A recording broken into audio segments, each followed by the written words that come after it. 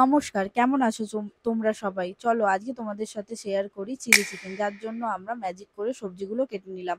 যার মধ্যে নিয়েছি আদা কুচি, রসুন কুচি, টমেটো কিউব শেপে আর পেঁয়াজ, ক্যাপসিকাম।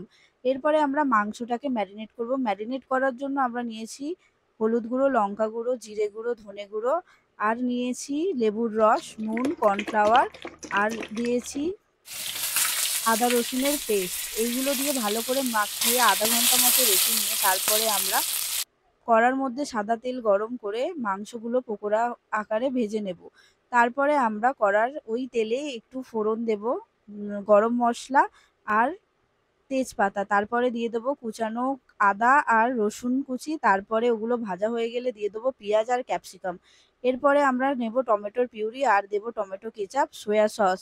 এগুলো ভালো করে মিক্স করে নিয়ে হালকা ভেজে ভেজে হয়ে আসা পেঁয়াজ ক্যাপসিকামের মধ্যে আমরা মিশিয়ে দেবো আর একটু আদা রসুনের পেস্ট, হলুদ গুঁড়ো। ওই দিয়ে ভালো করে মিলিয়ে নিয়ে তারপরে আমরা দিয়ে দেব আমাদের টমেটো পিউরি আর কেচাপের ওই পেস্টটা দিয়ে খুব ভালো করে ভাজা ভাজা হয়ে এলে আমরা দিয়ে দেব তার মধ্যে কিছুটা জল এবং কিছুটা কাঁচা লঙ্কা কুচি দিয়ে একটু টেস্ট ব্যালেন্স করার জন্য দিয়ে দেবো বাতাসা আর দেব নুন।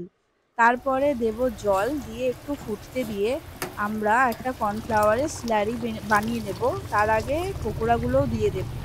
দেওয়ার পর ওই যে পাত্রটা ছিল সেখানেই আমরা কর্নফ্লাওয়ারের স্লারিটা বানিয়ে নিয়ে দিয়ে দেবো যাতে গ্রেভিটা একটু মোটা হয়ে যায়।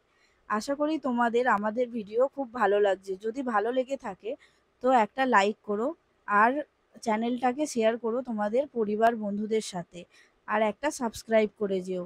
ধন্যবাদ।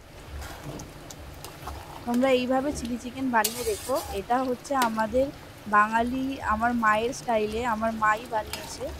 আর তোমাদের ভালো লাগলে আমাদেরকে জানিও কমেন্টের মাধ্যমে, না ভালো লাগলেও জানাতে পারো, তাহলে আমাদের ভুল ত্রুটিগুলো আমরা দেখতে পাবো।